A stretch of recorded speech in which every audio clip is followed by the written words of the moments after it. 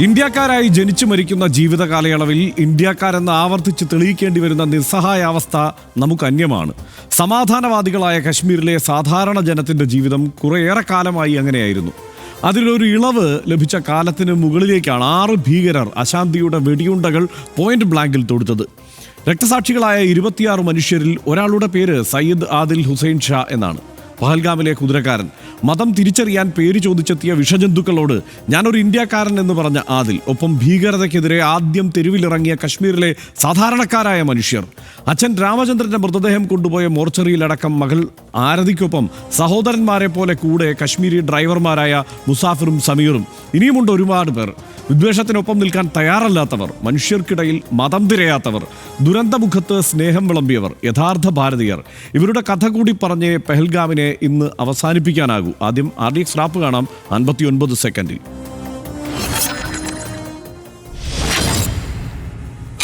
ഭീകരന്മാരുടെ തോക്കിൻമുനയിൽ ജീവനറ്റുപോയ കൊച്ചി സ്വദേശി രാമചന്ദ്രന്റെ മകൾ ആരതിയുടെ വാക്കുകൾ രാജ്യത്തിനുള്ള സന്ദേശമാണ്.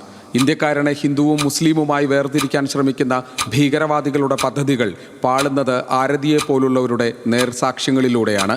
തൻ്റെ കുതിരപ്പുറത്ത് യാത്ര ചെയ്ത സഞ്ചാരിയെ രക്ഷിക്കാൻ ശ്രമിച്ച് മരണത്തിന് കീഴടങ്ങിയ ആദിൽ ഹുസൈൻ ഷാ പ്രതീകമാകുന്നത് അങ്ങനെയാണ്. കശ്മീരിൽ വീണ്ടും അശാന്തിയുടെ വെടിയൊച്ചകൾ കേട്ടപ്പോൾ ആദ്യം തെരുവിലിറങ്ങിയത് സാധാരണക്കാരായ മനുഷ്യരാണ്. ഒരുപാട് ആദിൽ ഹുസൈൻ ഷാമാർ ജീവൻ കൊടുത്ത മണ്ണാണ് കശ്മീർ. ബിസ്മില്ലാഹ് വിളികളുമായി ഭീകരരിൽ നിന്ന് രക്ഷിച്ച ചെറുപ്പക്കാരെ പറ്റി കർണാടക സ്വദേശി പല്ലവിയും പറഞ്ഞു വെക്കുന്നു. ചെറിയ കുട്ടികളെ തോളിലേറ്റി കിലോമീറ്ററുകളോളം ഓടിയ മനുഷ്യർ, ഭയന്ന അതിഥികളെ ചേർത്തുപിടിച്ച് താമസവും ഭക്ഷണവും നൽകിയവർ, അശാന്തിക്കിടയിൽ മനുഷ്യരെ സ്നേഹം കൊണ്ട് പൊതിഞ്ഞ കശ്മീരികൾ, ഇന്ത്യ എന്ന മഹത്തായ ആശയത്തിൻ്റെ അനുയായികൾ. RDX rap news Malayalam.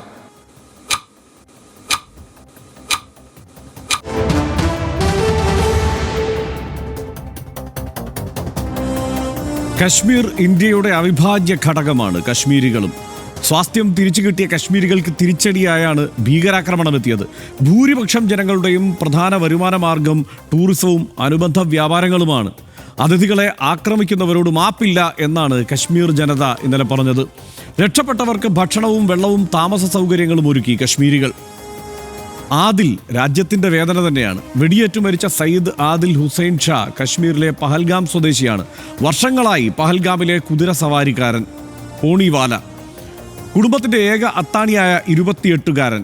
Baisaran വാലിയിലേക്ക് സഞ്ചാരികളെ കുതിരപ്പുറത്തെത്തിക്കുന്ന ജോലിയാണ് ആദിലിൻ്റേത്. സഞ്ചാരികളെ ഉപേക്ഷിച്ച് ഓടി രക്ഷപ്പെടാൻ ഭീകരർ ആവശ്യപ്പെട്ടു. പക്ഷേ ആദിൽ വഴങ്ങിയില്ല. ഭീകരനിൽ നിന്ന് തോക്ക് തട്ടിയെടുക്കാൻ ശ്രമിക്കുന്നതിനിടെ വെടിയേറ്റു മരിച്ചു. ബിസ്മില്ലാ വിളിച്ചെത്തിയ രക്ഷകരുമുണ്ടായിരുന്നു കശ്മീരിലെ ആ താഴ്വരയിൽ. കർണാടക ഷിമോഗ സ്വദേശി പല്ലവിയെ രക്ഷിച്ചത് കശ്മീരികളായ ചെറുപ്പക്കാരാണ്. ഭർത്താവ് മഞ്ജുനാഥ റാവു ഭക്ഷണം വാങ്ങുന്നതിനിടെ വെടിയേറ്റു മരിച്ചു. 3 കശ്മീരി യുവാക്കൾ ബിസ്മില്ല ബിസ്മില്ല എന്ന് ഉരുവിട്ട് അടുത്തേക്ക് വന്നു. 18 വയസ്സുള്ള മകൻ അഭിജയെ തോളിലേറ്റി സുരക്ഷിത സ്ഥലത്തേക്ക് എത്തിച്ചു. ആക്രമിച്ചത് ഭീകരരാണ്, രക്ഷിച്ചത് മനുഷ്യരാണ് എന്ന് മഹാരാഷ്ട്രയിൽ നിന്നുള്ള വിനോദസഞ്ചാരി പൂജ ജാദവ് പറയുന്നു. ഭീകരർ ഞങ്ങളെ കൊല്ലാൻ വന്നു, കശ്മീരികൾ തോളോട് തോൾ ചേർന്ന് കൂടെ നിന്നുവെന്ന് പൂജ പറയുന്നു. ഞാനൊരു ഹിന്ദുവാണ്, കശ്മീരിലെ സാധാരണ മനുഷ്യരാണ് എന്നെ സഹായിച്ചത്. ഞങ്ങളെ രക്ഷിച്ചവരിൽ ഹിന്ദുക്കളും മുസ്ലിങ്ങളുമുണ്ട്. അവരിൽ ഒരാളും ഞങ്ങളോട് മതം ചോദിച്ചില്ല എന്നുകൂടി പൂജ പറയുന്നു. നമുക്ക് പൂജ ജാദവിൻ്റെ വാക്കുകൾ കൂടി കേൾക്കാം. मैं सुबह से कश्मीर में घूम रही हूँ. मैं एक हिंदू हूँ, लेकिन मुस्लिम भाई हमारे कंधों से कंधे मिला के हमारे साथ खड़े हैं और उनको ना हिंदू से खतरा हो रहा है ना हम लोगों को मुस्लिम से खतरा हो रहा है. ये सब उन लोगों को करना है. तो भाई ने हमें बोला कि एक बार हम हमारी जान दे देंगे, लेकिन आपके जान को कुछ खतरा नहीं होने देंगे. ये भाईचारा है, ये इंडिया का, भारत का भाईचारा आबाद रहना चाहिए. भारत अखंड रहना चाहिए. കലിമ എന്ന വാക്ക് അച്ഛനോട് ഭീകരവാദികൾ പറയുന്നത് കേട്ടു. അതറിയില്ലെന്ന് പറഞ്ഞതും വെടിവെച്ചു എന്നാണ് മലയാളിയായ ആതിര പറഞ്ഞത്. വെടിയേറ്റ അച്ഛനെ കെട്ടിപ്പിടിച്ചപ്പോൾ തൻ്റെ തലയിലേക്കും തോക്ക് ചൂണ്ടി. കുട്ടികളുമായി പൈൻമരങ്ങൾക്കിടയിലൂടെ ഓടി. സഹായിച്ചത് കശ്മീരി കച്ചവടക്കാരാണ്. ഡ്രൈവർമാരായ മുസാഫിറും സമീറും രാവും പകലും കൂടെ നിന്നു. മോർച്ചറിയിലും ഹോട്ടലിലുമെല്ലാം കൂടെ വന്ന് അനിയത്തിയെ പോലെ സംരക്ഷിച്ചു. തണുത്തു വിറച്ചപ്പോൾ അവർ സ്വന്തം കമ്പിളി ഉടുപ്പുകൾ തന്ന് സഹായിച്ചു. ആരതിയുടെ വാക്കുകൾ കൂടി നമുക്ക് കേൾക്കാം. ഈ സമയത്ത് ആ പ്രദേശവാസികളുടെ സഹായം എങ്ങനെയാണ്? വളരെയധികം നല്ലോണം അവർ സഹായിച്ചു. അവർ വെള്ളം കൊണ്ടു തരുന്നു. അവർ എൻ്റെ ചെളി പിടിച്ചു ടീഷർട്ടൊക്കെ. എനിക്ക് എൻ്റെ ഡ്രൈവറാണ് അയാളുടെ സ്വെറ്റർ ഊരി തന്നത് ഇടാൻ, തണുപ്പത്ത് നിൽക്കാൻ പറ്റാഞ്ഞിട്ട് എൻ്റെ കീറിയിട്ട്. അവരെ ഹെൽപ്പ് ചെയ്തത് ശരിക്കും നാട്ടിൽ നമുക്ക് എന്തെങ്കിലും പറ്റിയ നമ്മളെ വന്ന് അമ്മയും മക്കളെയും ഒക്കെ ചായ വേണോ ഭക്ഷണം വേണോ അവരെ ഹെൽപ്പ് ചെയ്തതിന് കയ്യും കണക്കൂല. ലോക്കൽ കശ്മീരീസ് അവരെ ഹെൽപ്പ് ചെയ്തു. അക്രമികൾ പട്ടാളവേഷത്തിലായിരുന്നു? അല്ല, എൻ്റെ അടുത്തേക്ക് വന്ന ആള് പട്ടാളവേഷമല്ലായിരുന്നു, നോർമൽ വേഷം. ഈ പ്രദേശവാസികൾ ഇവര് ആ സമയത്തേക്ക് അങ്ങോട്ടേക്ക് ഓടിയെത്തുകയായിരുന്നു പ്രദേശവാസികൾ. നമ്മൾ ഇറങ്ങി ഓടി കുറെ എത്തുമ്പോഴല്ലേ അവർക്കും അറിയണുള്ളൂ താഴെ. കാരണം ഈ മേലെ റേഞ്ച് ഇല്ല, ഇത്തിരി താഴേക്ക് ഇറങ്ങുമ്പോഴേ റേഞ്ച് കിട്ടുന്നുള്ളൂ. പോസ്റ്റ് പെയ്ഡായ അവിടെ പോസ്റ്റ് പെയ്ഡേ വർക്ക് ചെയ്യുള്ളൂ. അപ്പോൾ കുറേ ആൾക്കാർ കയറി വന്ന് രക്ഷപ്പെടുത്താൻ കുതിരയും കൊണ്ട് വന്ന് വയസ്സായവരും ഒക്കെ നിർത്തി രക്ഷപ്പെടുത്തി. അങ്ങനെ പഹൽഗാമിൽ കൊല്ലപ്പെട്ട മലയാളി രാമചന്ദ്രന്റെ മകളാണ് ആരതി. ഇനി പഹൽഗാം ആക്രമണത്തിൽ പ്രതിഷേധിച്ച് ആദ്യം തെരുവിലിറങ്ങിയത് കാശ്മീരികൾ തന്നെയാണ്. ഭീകരർക്കും പിന്തുണ നൽകുന്ന പാകിസ്ഥാനുമെതിരെ ശക്തമായ പ്രതിഷേധമാണ് ഇന്നലെ കാശ്മീരിലുണ്ടായത്. താഴ്വരയിൽ ബന്ദ് ആചരിക്കുകയായിരുന്നു കശ്മീരികൾ. ഗ്രാമനഗരങ്ങളിൽ ജനങ്ങളുടെ പ്രതിഷേധാഗ്നി ഇരമ്പി. കശ്മീരികളിലെ ഉറുദു, ഇംഗ്ലീഷ് പത്രങ്ങളുടെ 1-ാം പേജ് പശ്ചാത്തലം കറുത്ത നിറത്തിലായിരുന്നു. കോൺഗ്രസും BJPയും നാഷണൽ കോൺഫറൻസും PDP പ്രവർത്തകരും പ്രതിഷേധവുമായി ഇറങ്ങി. മുൻ മുഖ്യമന്ത്രി മെഹബൂബ മുഫ്തിയുടെ നേതൃത്വത്തിൽ ലാൽ ചൗക്കിലും പ്രതിഷേധം നടന്നു. പഹൽഗാം ആക്രമണം ഭീരുത്വമാണ് എന്നാണ് CPIMന്റെ MLA മുഹമ്മദ് യൂസുഫ് തരിഗാമി പറഞ്ഞത്. വിഘടനവാദികൾക്കെതിരെ സംസാരിക്കാൻ ഭയന്നവർ പോലും ശബ്ദമുയർത്തിയെന്ന് ഗുലാം നബി ആസാദും പറഞ്ഞു. സനീഷ്, എന്തൊക്കെ പറഞ്ഞാലും ഈ ഒരു നമ്മൾ പറഞ്ഞു തുടങ്ങിയപ്പോൾ പറഞ്ഞ കാര്യമുണ്ടല്ലോ, അതായത് ഒരു രാഷ്ട്രത്തിനുള്ളിൽ അവർക്കിങ്ങനെ നിരന്തരം ദേശസ്നേഹികളാണെന്ന് കൂടി ബോധ്യപ്പെടുത്തി ജീവിക്കേണ്ടി വരുന്ന ഒരവസ്ഥ കശ്മീരികൾക്കുണ്ട് എന്നത് വാസ്തവമാണ്. അവർക്ക് സമാധാനത്തോടെ ജീവിച്ചു പോകണം, ഈ രാജ്യത്തിൻ്റെ ഭാഗം തന്നെയാണെന്ന് അവരെല്ലാവരും തന്നെ ആവർത്തിച്ച് ഇന്നലെയും പറയുന്നത് കേട്ടു. എന്ത് സങ്കടകരമാണല്ലേ അവിടുത്തെ അവസ്ഥ. നിശ്ചയമായും നമ്മൾ ഇതൊക്കെ കാണുമ്പോൾ നമ്മൾ ഇമോഷണൽ ആകും അല്ലേ. അതായത് ഇപ്പോൾ പൂജ ജാദവ് അവർ ഈ വെടിയുണ്ടകൾക്ക് നടുവിൽ നിന്ന് രക്ഷപ്പെട്ടു വന്ന ആളാണ് അല്ലേ. അവിടെ എന്ന് വെച്ചാൽ ഈ സോഷ്യൽ മീഡിയയിൽ ഇരുന്ന് എന്തെങ്കിലും എഴുതി വിടുന്നോ അല്ലെങ്കിൽ നമ്മളെപ്പോലെ ചർച്ച ചെയ്യുന്ന ആളുകളോ അല്ല. ആ സംഭവത്തിൻ്റെ നടുവിൽ അതിൻ്റെ മുഴുവൻ ഭീകരതയും അനുഭവിച്ച ഏറ്റവും പ്രിയപ്പെട്ട ആളുകളെ നഷ്ടപ്പെട്ട മനുഷ്യരാണ് പൂജ ജാദവും ആരതിയും ഒക്കെ. പക്ഷെ അവർ പറയുന്നത് നോക്കൂ, അവരവിടെ നിന്ന് ആശ്വാസത്തോടെയാണ് പറയുന്നത്. ഹിന്ദു മുസ്ലിം എന്നല്ല, ഞങ്ങളെ രക്ഷപ്പെടുത്തിയ അവിടുത്തെ ആളുകളാണ്. ആരതി സ്വന്തം അച്ഛനെ നഷ്ടമായവർക്ക് അവരുടെ തലയിൽ തോക്ക് ചൂണ്ടി അവരുടെ കുഞ്ഞുങ്ങളുണ്ടായിരുന്നു കൂടെ. ആ നിമിഷത്തെ എങ്ങനെയായിരിക്കും ഒരു മറികടന്നിട്ടുണ്ടാവുമെന്ന് ആലോചിച്ച് നോക്കൂ. അവരിപ്പോഴും വലിയ ആശ്വാസത്തിലായിരിക്കും അച്ഛൻ നഷ്ടമായെങ്കിലും പോലും. പക്ഷേ എത്ര വലിയ ഭീഷണമായ ഭീമാകാരമായിട്ടുള്ള ഒരു ദുരന്ത മുഖത്താണ് അവർ കുറേ നേരത്തേക്ക് പെട്ടുപോയതല്ലേ. ഇപ്പോൾ രാജ്യം മുഴുവൻ ലോകം മുഴുവൻ ചർച്ച ചെയ്യുന്ന ഒരു സംഭവത്തിൻ്റെ കേന്ദ്രബിന്ദുവായിട്ട് നിൽക്കുക. പക്ഷേ അപ്പോൾ അവരുടെ മനസ്സിലെന്താണ്, അവരെന്താ പറയുന്നത്? അവർ പറയുന്നത് എന്നെ രക്ഷപ്പെടുത്തി. അവർ സത്യസന്ധമായിട്ടാണ് പറയുന്നത്. അത്രയൊരു ഘട്ടത്തിൽ ആരാ പറയുക, സത്യസന്ധമായിട്ടാണ് പറയുന്നത്. സഹോദരങ്ങളെ പോലെയാണ്. അന്ന് ആ സമയത്ത് എനിക്ക് ജീവിതത്തിലെ ഏറ്റവും പ്രധാനപ്പെട്ട ആളുകളായിട്ട് അവർ തോന്നി എന്ന് അവർ പറയുമ്പോൾ നമ്മൾ ഇമോഷണലാവും. ഞാൻ ശരിക്കും ഈ വാർത്ത പലപ്പോഴും ഇത് ഓരോ ബുള്ളറ്റിലും ഈ ബൈറ്റ് വന്നിങ്ങനെ പോകുമ്പോൾ എനിക്ക് വളരെ വളരെ ഇമോഷണലായി. പക്ഷെ അതിൻ്റെ ഒരു പ്രശ്നം ഹർഷൻ, കുറേ ഈ ലോകത്തിലെ ഇത്തരം മനുഷ്യരിൽ 99.9999% പേരും ഇമോഷണൽ ആവുക ചെയ്യുക.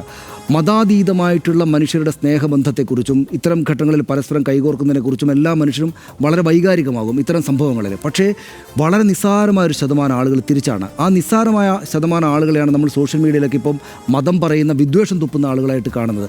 ഒരു സംഭവം അവിടെ നടന്നു, പക്ഷേ അത് വെച്ചിട്ട് ആ മതത്തെ ആ തീവ്രവാദികളുടെ അവരുടെ നിന്ന് കണക്കാക്കിയിട്ട് വന്ന അവർ മതത്തിന് വേണ്ടിയിട്ടാണ് പോരാടുന്നതെന്ന് കണക്കാക്കി വന്ന ആ മതത്തിനകത്തുള്ള മനുഷ്യരെ മുഴുവൻ ഉപദ്രവിക്കണമെന്ന് പറയുന്ന ഒരു വലിയ ശതമാനം ആളുകളെ നമ്മൾ കാണുന്നത്. പക്ഷേ ആ സോഷ്യൽ മീഡിയയിൽ വലിയ ആംപ്ലിഫൈ ചെയ്യപ്പെട്ട് കേൾക്കുന്ന ആ ശബ്ദം പക്ഷേ വളരെ നിസ്സാരമായ കൂട്ടം മനുഷ്യരുടെയാണ്. ഏത് രാഷ്ട്രീയ പാർട്ടികളിൽ പെട്ടാലും ഏത് ജാതി മതത്തിനകത്ത് പെട്ടാലും ഏറ്റവും കൂടുതൽ ആളുകൾ, ബഹുഭൂരിപക്ഷം ആളുകളും ഇത് കണ്ടാൽ ഇമോഷണലായി പോകുന്ന ആളുകളാണ്. അവരുടെ മുമ്പിൽ മതവും ഓരോരുത്തരുടെയും വിശ്വാസം അവരവർക്ക്. പക്ഷേ ഇത്തരം ഒരു സംഭവം വരുമ്പോൾ നമ്മളെല്ലാം ഒന്നിച്ചാണ് നിൽക്കുക എന്നാണ് തോന്നുന്നത്. പക്ഷേ വളരെ നിസ്സാരമായ ശതമാനം ആളുകളുണ്ട്. അങ്ങനെ ലോകത്താകെ 2 ബില്യൺ മുസ്ലിങ്ങളുണ്ട്. 2 ബില്യൺ 200 കോടി മനുഷ്യർ 200 കോടി മനുഷ്യർ മുസ്ലിങ്ങളാണ്. മുസ്ലിം ഇസ്ലാം മതവിശ്വാസികളായിട്ടുള്ള ആളുകളാണ്. എത്ര നിസ്സാരമായിട്ടുള്ള ആളുകളാണ് ആ കൂട്ടത്തിലല്ലത്. അവർ സത്യം പറഞ്ഞാൽ ആ മതത്തിന് പുറത്താണ്. അവർ വിചാരിക്കുന്നത് ഞങ്ങൾ മുസ്ലിങ്ങളാണ് എന്നാണ്. പക്ഷേ അവർ തീവ്രവാദം എന്ന് പറയുന്ന മറ്റൊരു മതത്തിൽ വിശ്വസിക്കുന്ന ആളുകളാണ്. അവർ കലിമ ചൊല്ലാനും മറ്റും പറയുന്നുണ്ടാകും. പക്ഷേ എന്താണെന്ന് വെച്ചാൽ ഈ പ്രാർത്ഥനകളെ മനുഷ്യ സ്നേഹത്തിനും പരസ്പര ജീവിതത്തിനും പരസ്പര സഹകരണത്തിനും സ്വന്തം ജീവിതം ദൈനംദിനം കടത്തിക്കൊണ്ടുപോകുവാനും വിശ്വാസത്തെ ആലംബമാക്കുന്ന സാധാരണക്കാരായിട്ടുള്ള ബഹുഭൂരിപക്ഷം മനുഷ്യരെ പോലെയല്ല. മറ്റു മനുഷ്യരെ വെടിവെച്ച് കൊല്ലാനും കൊല്ലാനും ഹിംസിക്കാനും കുട്ടികളെയും സ്ത്രീകളെയും പുരുഷന്മാരെയും വൃദ്ധരെയും ഒക്കെ വെട്ടിക്കൊല്ലാനുമുള്ള ലൈസൻസ് ആയിട്ട് ഇതിനെടുത്ത് വെച്ചിരിക്കുന്ന ചുരുക്കം ആളുകളുണ്ടാകും. അത് ലോകത്തിലെവിടെയുണ്ടാകും, ഏത് മതത്തിലും ഉണ്ടാകും, ഏത് വിശ്വാസത്തിലും ഉണ്ടാകും, ഏത് രാഷ്ട്രീയ വിശ്വാസത്തിലും ഉണ്ടാകും. മറ്റു മനുഷ്യരെ കൊല്ലുക എന്നതാണ് തങ്ങളുടെ നിലപാട് എന്ന് വിചാരിക്കുന്നത്. അവരെ തള്ളിക്കളയുകയും മതാതീതമായിട്ടുള്ള മനുഷ്യൻ്റെ സ്നേഹം സംരക്ഷിക്കുകയും ചെയ്യുകയാണ് യഥാർത്ഥ ഇത്തരം സംഭവങ്ങൾ ഉണ്ടാകുമ്പോൾ നമ്മളെല്ലാം ആലോചിക്കേണ്ടത് അങ്ങനെയാണ്. പക്ഷേ വളരെ ചുരുക്കം ആളുകൾ ഇതിനെ വിദ്വേഷത്തിന് വേണ്ടിയിട്ട്, ഹെയ്റ്റിന് വേണ്ടിയിട്ട്, രാഷ്ട്രീയമായിട്ടുള്ള നമ്മുടെ നേട്ടത്തിന്, പലരുടെയും നേട്ടത്തിന് വേണ്ടിയിട്ട് ഇതിനെ ഉപയോഗിക്കുക എന്നതാണ് ഉണ്ടാവുക. പക്ഷേ അവിടെ പൂജാജാതവും ആരതിയുമൊക്കെ എന്തെങ്കിലും സന്ദേശം ലോകത്തിന് കൊടുക്കാനായിട്ടോ എന്തെങ്കിലും കാര്യത്തിൽ തെളിവ് നൽകാനായിട്ടോ അല്ല ഇത് ചെയ്യുന്നത്. എന്തെങ്കിലും അടയാളമായിട്ട് സ്വയം പ്രത്യക്ഷപ്പെടുകയല്ലോ ചെയ്യുന്നത്. അവർ അങ്ങേയറ്റം ഞെട്ടലുണ്ടാക്കിയ അതിതീവ്രമായിട്ടൊരു ആഘാത സംഭവത്തിൽ നിന്ന് അവരുടെ ഹൃദയത്തെ പറയുകയാണ് ചെയ്യുന്നത്. അപ്പോൾ പക്ഷേ നമ്മളത് അവരോട് ചേർന്ന് നിൽക്കുന്നു, ലോകം മുഴുവൻ അവരോട് ചേർന്ന് നിൽക്കും. ആ നിലക്കുള്ള രാഷ്ട്രീയ പ്രശ്നങ്ങൾ തന്നെ നടക്കും. നമ്മളെ രാഷ്ട്രീയമായ നേട്ടത്തിന് വേണ്ടി ആരെന്തെങ്കിലുമൊക്കെ വിചാരിച്ചാൽ പോലും ലോകത്തിന് ആ നിലയിലുള്ള, കാരണം ഇത്തരം അക്രമങ്ങളും കൊലപാതകങ്ങളും ഒക്കെ ആളുകളെ കുറെ കൂടെ ഈ മനുഷ്യ സ്നേഹത്തിൻ്റെ പാതയിലേക്ക് തെളിക്കുകയാണ് ചെയ്യുക എന്നാണ് ഞാൻ വിചാരിക്കുന്നത്. അതിന് വലിയ തെളിവായി ഈ സംഭവങ്ങൾ. ഇന്ത്യയിൽ ഇതിന് മുമ്പ് ഉണ്ടായിട്ടുള്ള ആക്രമണങ്ങൾ എടുത്തു നോക്കിയാലും, ഇപ്പോൾ മുംബൈ ഭീകരാക്രമണം അടക്കം എടുത്തു നോക്കിയാലും ഒറ്റക്കെട്ടായി തന്നെയാണ് രാഷ്ട്രം ആ വിഷയത്തെ നേരിട്ടത്. അതിനെ ഏതെങ്കിലും മതപരമായി കണ്ടുകൊണ്ടല്ല അതിനെ നേരിടാൻ തയ്യാറായത്. മാത്രമല്ല, ഇപ്പം കേരളത്തിലേക്ക് വന്നാൽ മലയാളിക്ക് ഈ നിലയ്ക്ക് ഒരു ആക്രമണത്തെ ഒന്നും നേരിടേണ്ടി വന്നിട്ടില്ല എങ്കിൽ പോലും ഒരു ദുരന്തമുഖത്ത് മതമില്ലല്ലോ, ഒരുമിച്ച് നിന്നുകൊണ്ടാണ് അതിനെ നേരിടുന്നത്. ആ മലയാളി എങ്ങനെ ഒരു ദുരന്തത്തെ നേരിടുന്നു, ആ മട്ടിലൊരു ദുരന്തത്തെ നേരിടുന്ന പോലെ തന്നെയാണ് കശ്മീരികൾ ഇന്നലെ ഒറ്റക്കെട്ടായി ഈ സാഹചര്യത്തെ നേരിടുന്നത് നമ്മൾ കണ്ടത്. പക്ഷേ അതിനേക്കാൾ എത്രയോ തീവ്രമായ മാനസികാവസ്ഥയിലൂടെയും സംഘർഷത്തിലൂടെയായിരിക്കും അവരെല്ലാവരും കടന്നുപോയിട്ടുണ്ടാവുക എന്നതുകൂടി ഓർക്കണം. കാരണം എത്രയോ കാലങ്ങൾക്ക് ശേഷം 2 കോടി സന്ദർശകർ കശ്മീരിലേക്ക് എത്തിച്ചേർന്നിരിക്കുന്നു എന്നുള്ള സന്തോഷകരമായ അവസ്ഥ, അവിടെ എല്ലാം സ്വാഭാവിക അവസ്ഥയിലേക്ക് കാര്യങ്ങളെല്ലാം വന്നു ചേർന്നിരിക്കുന്നു എന്നുള്ള ഒരു തോന്നൽ, അതിലൂടെ വീണ്ടും ജീവിതം തിരികെ പിടിക്കാമെന്നും അതിജീവിക്കാമെന്നും ഒക്കെയുള്ള ഒരു സ്വപ്നത്തിലേക്കൊക്കെ എത്തിയ കശ്മീരികൾക്ക് മേലെയാണല്ലോ ഇത്രയും ഭീകരമായ ഒരു ആക്രമണം ഉണ്ടായത്. യഥാർത്ഥത്തിൽ അവിടെ ഭീകരാക്രമണം ഉണ്ടായിരിക്കുന്നത് കശ്മീരികൾക്ക് മേലാണ്.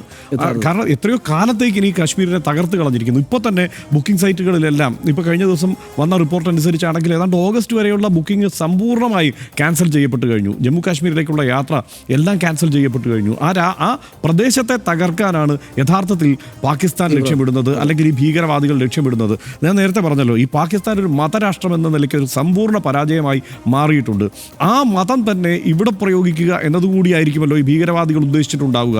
കഴിഞ്ഞ ദിവസം മേജർ രവി വളരെ സെൻസിബിളായി തന്നെ പറയുന്നു, ഇവിടേക്ക് വന്നവർ മതം ചോദിച്ച് അല്ലെങ്കിൽ കലിമ ചൊല്ലാൻ പറഞ്ഞിട്ടാണ് വെടിവെച്ച് ആളുകളെ കൊല്ലുന്നതെങ്കിൽ ഒരു സംശയം വേണ്ട, അവരുടെ പ്രശ്നം മതമല്ല, ഈ രാജ്യത്ത് പ്രശ്നമുണ്ടാക്കുക എന്നുള്ളതാണ്. 20 കോടി മുസ്ലിങ്ങൾ ജീവിക്കുന്ന ഒരു രാജ്യമാണ് ഇന്ത്യ.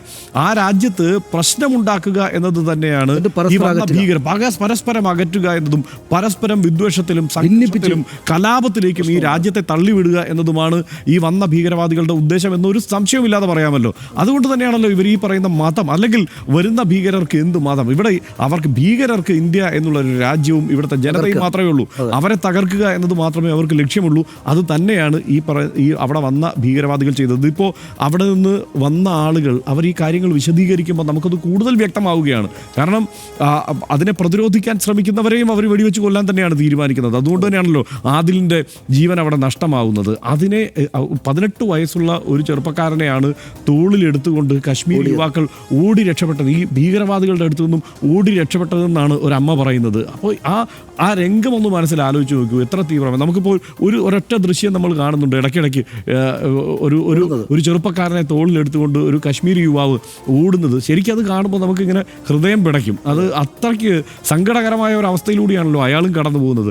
ഭാവി നശിച്ചിട്ടാണ് ആ കാശ്മീരി ജനത അവിടെ നിൽക്കുന്നത് എന്നുള്ളതാണ്. അതുകൊണ്ട് തന്നെ ഇതിനെ കശ്മീർ എത്രത്തോളം പ്രാധാന്യമുള്ളതാണ് ഇന്ത്യക്കോ അത്രത്തോളം പ്രാധാന്യമുള്ളതാണ് കാശ്മീരികളും എന്ന തിരിച്ചറിവോടെ തന്നെ വേണം ഈ വിഷയത്തെ മൊത്തത്തിൽ കൈകാര്യം ചെയ്യാൻ. അല്ലാതെ ഈ നേരത്തെ പറഞ്ഞതുപോലെ സോഷ്യൽ മീഡിയയിലെ ഈ വിദ്വേഷ പ്രചാരണത്തെ, സോഷ്യൽ മീഡിയ മാത്രമല്ല, അതൊരു കാര്യം പറഞ്ഞു പോകാതിരിക്കാൻ നിവൃത്തിയില്ല, ഈ നാഷണൽ മീഡിയയിൽ പല ചാനലുകളും ഒക്കെ ഇതിനെ ചർച്ച ചെയ്തുകൊണ്ട് എത്തിക്കുന്നത് ഈ വിദ്വേഷത്തിലേക്കാണ് എന്നുള്ള ഒരു പ്രശ്നം കൂടിയുണ്ട്. ആ പരസ്പര വിദ്വേഷത്തിൽ ഇന്ത്യ അതിജീവിക്കില്ല, അതാണ് പ്രശ്നം. എന്താണോ പാകിസ്ഥാൻ ആഗ്രഹിക്കുന്നത്, എന്താണോ ഭീകരവാദികൾ ആഗ്രഹിക്കുന്നത്, ആ ആഗ്രഹം നടപ്പാക്കാനാണ് ഇന്ത്യ ശ്രമിക്കുന്നതെങ്കിൽ, ആ ആഗ്രഹത്തിനൊത്ത് നീങ്ങാനാണ് ഇവിടുത്തെ ജനത തീരുമാനിക്കുന്നതെങ്കിൽ പാകിസ്ഥാൻ്റെ ഗതിയായിരിക്കും ഇന്ത്യക്ക് ഉണ്ടാവുക. അതിനെ അതിജീവിച്ച് തോൽപ്പിക്കുക എന്നുള്ളതാണ് ഇന്ത്യ ചെയ്യേണ്ടത്. നിശ്ചയമായും മതം ചോദിച്ചതിന് ശേഷം ഇരകളെ തിരഞ്ഞെടുക്കുക, അവരെ തൊട്ടടുത്ത് നിന്ന് ശരീരത്തിൽ തോക്കമർത്തി വെടിവെച്ച് കൊല്ലുക. എത്ര ഹീനമായിരുന്നു ആക്രമണ രീതി എന്നോർക്കണം. ആ ഞെട്ടൽ തന്നെയായിരുന്നു ഭീകരത ലക്ഷ്യമിട്ടതും.